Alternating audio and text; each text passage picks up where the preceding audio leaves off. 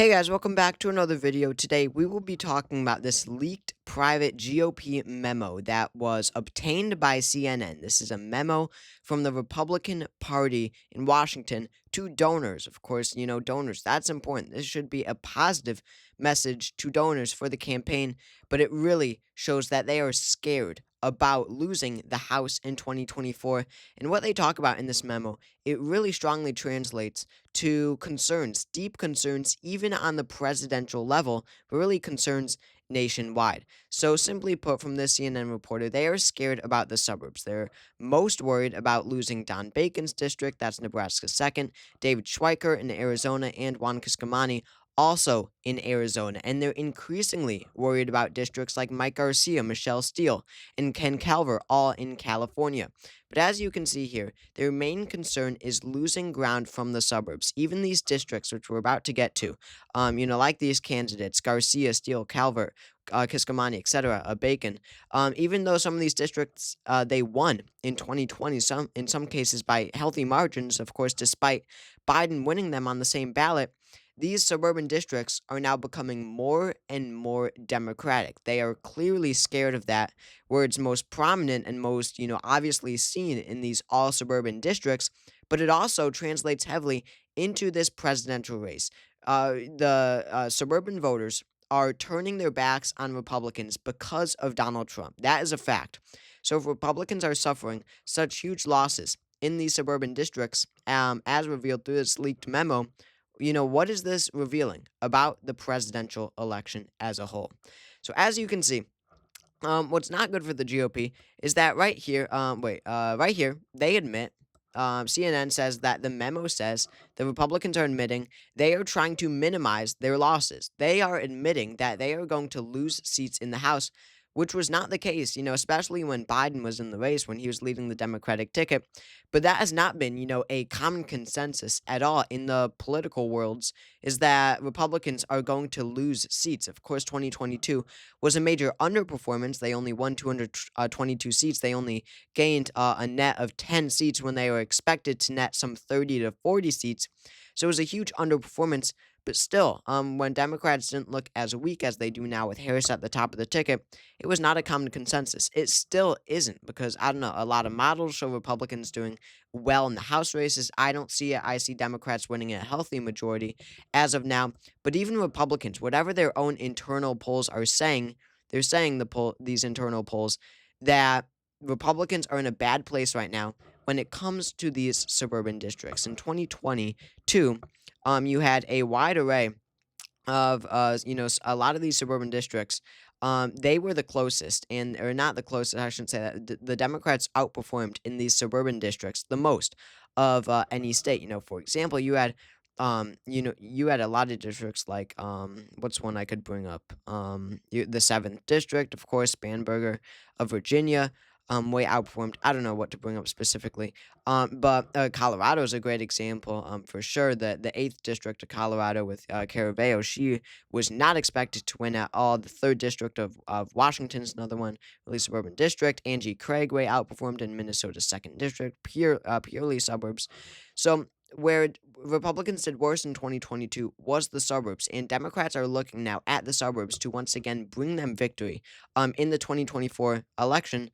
Not just the House races, which of course helps for whatever Democrats in Congress, but also in the presidential level. So let's just take a look at some of these districts that this memo points out. They are most worried about three districts: Bacon, Schweiker, and Kiscomani. So let's look at Don Bacon in Nebraska's second district. This is one where he won by only 2 points. This wasn't even on anyone's radar in 2022 for being close, but it was. He only hung on by 2 points. Now in 2020, it's a bit harder to look back at 2020 because a lot of these districts have changed through redistricting. But you can see in 2020, fairly similar map. Don Bacon won by even more. I'm sorry, that was 2022. In 2020, see a pretty different map, but he won by even more. He won by 4.6% over the Democrat. So the fact that Republicans are now so terrified of losing a district like one they won by almost 5% in 2020, it reveals that they believe Kamala Harris is going to outperform that Democrats, as a whole, but Kamala Harris specifically is going to outperform Joe Biden from 2020. And just imagine that. Imagine Harris outperformed Biden's 2020 performance. We are talking so much about the media and how the media says this is such a razor thin race that no one can possibly call. It's like 50-50 chances for each. When even the actual Republican Party is virtually saying that they are, now worried about these Republican seats that they won by 5% in the last election, not just 2022, a midterm election, but no, the last House races conducted alongside the presidential races. So you have that same partisanship effect, with that presidential option being on the ballot as well. That should be an extreme area for concern, for Republicans, normal people who just want Republicans to win, actual Republicans. But the actual, Republican Party in Washington, the internal party, they know that this is going to be a race that, even the Republicans know this will be a race where Kamala Harris does outperform expectations. It just matters how much. So they are worried about a district, like Don Bacon. He won by 5 in the last election. Or I mean, the districts changed significantly since 2020 in Arizona. So we can barely talk about it at all. But Schweikert, which is another one they're scared of, he won by 4% in the last election. They think it's even. But again, the district has changed significantly since then. And then the second district, of course, Juan Kiscamani was only elected in 2022, but he only won by 1.5%. So when you look at some of these other, it's even more interesting when you look at these districts that around the Los Angeles era that the GOP is scared of losing. The Republicans have 3 districts that they currently hang on to. In 2020. That's the 41st district with Ken Calvert. That is the 40th district um, oh my God, can't think of her name. Miss Kim, we'll call her. And then the 45th district with Michelle Steele. Um, so I mean, I can't believe this. I honestly can't. I'm at a loss for words because 2022. These were barely even on anyone's radar. Maybe the 45th district where Michelle Steele only won by 4.8%, and maybe the 41st district too, with Ken Calvert only winning by 4.7%. But still, going into 2024, they're expecting Democrats, such a surge in Democratic turnout, where these districts where it was almost a 5-point margin for Republicans in 2022. They're now thinking are just about even, with Democrats having a major possibility of winning these districts. That is really stunning to me. And yes, it's California, so it doesn't matter on the presidential level, but it speaks to the surge of Democratic turnout. Again, they're saying these districts that no one even was thinking about in 2022 are now competitive. It shows that more Democrats will be turning out in 2024. So you've got suburbs trending more and more to the left. That's revealed through this memo. You've got a surge in Democratic enthusiasm and turnout for Kamala Harris and the Democrats. That is revealed through this memo.